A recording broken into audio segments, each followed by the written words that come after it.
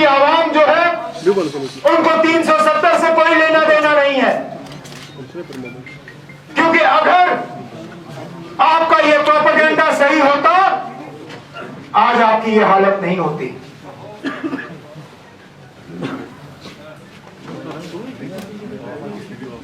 नतीजे आपके सामने हैं। एक वाहिद जमात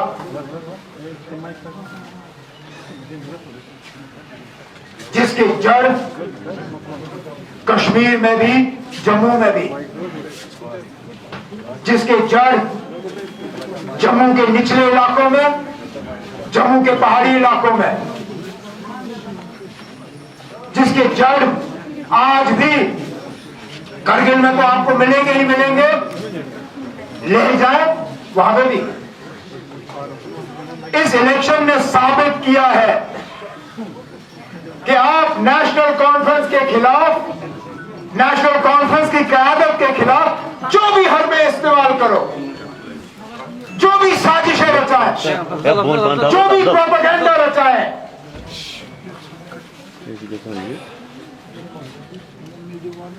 आप कभी हमें मर मिटाने में कामयाब नहीं होंगे। हमें मर मिटाने की ताकत, हमें मर मिटाने की ताकत आपको नहीं दी गई है। हमें मर मिटाने की ताकत सिर्फ और सिर्फ पहले अल्लाह ताला के हाथ में है और फिर उसके बाद यहां के आवाम के हाथ में है। करिए अपनी साजिशें, करिए अपना प्रोपेगेंडा, बताइए लोगों को, दुनिया को झूठ। कभी ना कभी तो आपका झूठ झूठ ही साबित होगा इंशाअल्लाह। लेकिन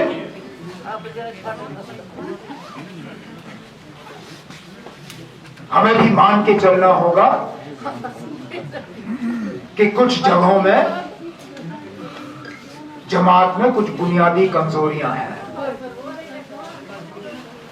कुछ जगहों में जहां हम उम्मीद कर रहे थे कि हम कामयाब होंगे, हम वहां सीट नहीं निकाल पाए।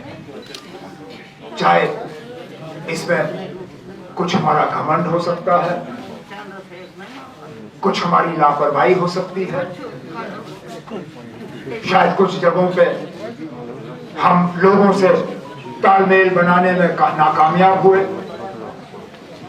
अब इस इलेक्शन के बाद, क्योंकि अब अगला इलेक्शन बहुत दूर होगा, जो इस इलेक्शन में बीजेपी की हालत खराब हुई, मुझे नहीं लगता है वो अब जल्दबाजी में असेंबली का इलेक्शन कराएंगे। हालांकि अफसोस, अगर वो जमहूरियत में भरोसा करते तो उन्होंने अभी तक असेंबली का इलेक्शन का ब्यूगल बजाया होता, लेकिन इस शिकस्त के बाद वो शायद इलेक्शन का ब्यूगल नहीं बजाएंगे। तो हमारे पास मौका है जमात को मजबूत करने का, क्योंकि जमात है तो सब कुछ है, अकेले में हम कुछ नहीं है। हमारी पहचान, हमारा सारा कुछ इस जमात और इस जमात के झंडे के साथ जुड़ा हुआ है। और मैं अपने तरफ से, अपनी तंजीम की क़यादत के तरफ से, सीनियर लीडरों की तरफ से जनाब फारूक साहब को यकीन दिलाना चाहता हूं कि इस इलेक्शन में जहां जहां हमारी कमजोरी सामने आई है, हम दिन रात एक करके उस कमजोरी को दूर करके इस जमात को दोबारा उस मुकाम पर पहुंचाएंगे जिस मुकाम पर बाबा कौम शेर कश्मीर शेख मोहम्मद अब्दुल्ला साहब ने इस जमात को फारूक अब्दुल्ला साहब के हवाले किया था। इंशाअल्लाह इस जमात को उस मजबूती पर पहुंचाने का मिशन अब हमने हाथ में ले लिया है और इस मिशन में हम कम पीछे नहीं हटेंगे। बाकी फारूक साहब, इस अलायंस के लिए, इस अलायंस के एजेंडा के लिए, इस अलायंस ने जो लोगों के साथ वादा किया है उसको हासिल करने के लिए आपको जो भी कुर्बानी नेशनल कॉन्फ्रेंस से चाहिए होगी, आप बिना सोच के आगे जाके वादा करिए। हम आपके पीछे उस वादे को पूरा करने के लिए मैं अब अपने तरफ से अपने कायदे मोहतरम जनाब फारूक साहब से गुजारिश करूंगा कि वो आए और आपसे खिताब करें। बहुत बहुत शुक्रिया। कि हम अपने उन दूरियों को एक तरफ रख के एक ही स्टेज पे आए और इस रियासत के तशक्कुस के लिए, इस रियासत की पहचान के लिए, इस रियासत की इज्जत को दोबारा बहाल करने के लिए हम लड़े।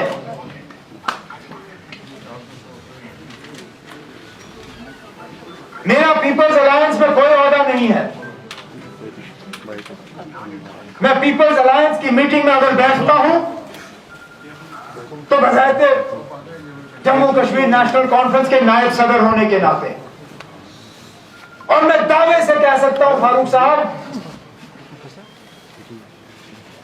अगर हमने अलायंस में ये इलेक्शन नहीं लड़ा होता, हम इससे भी ज्यादा सीटें जीत के आपके दामन में डाल देते। बराबर।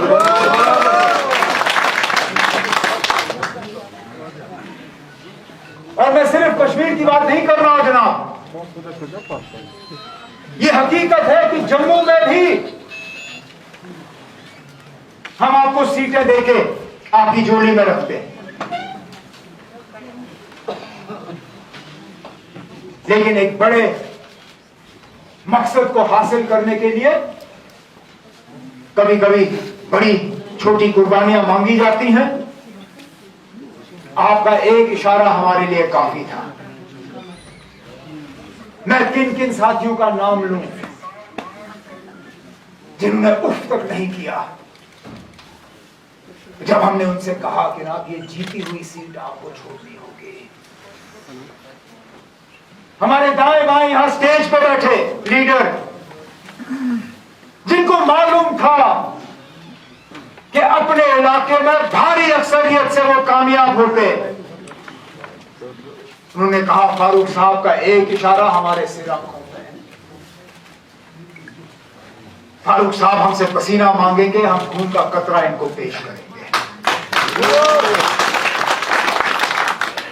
मैं सलाम करता हूं ऐसे साथियों को, नहीं तो चाहते तो कुछ औरों की तरफ खुद कर दी।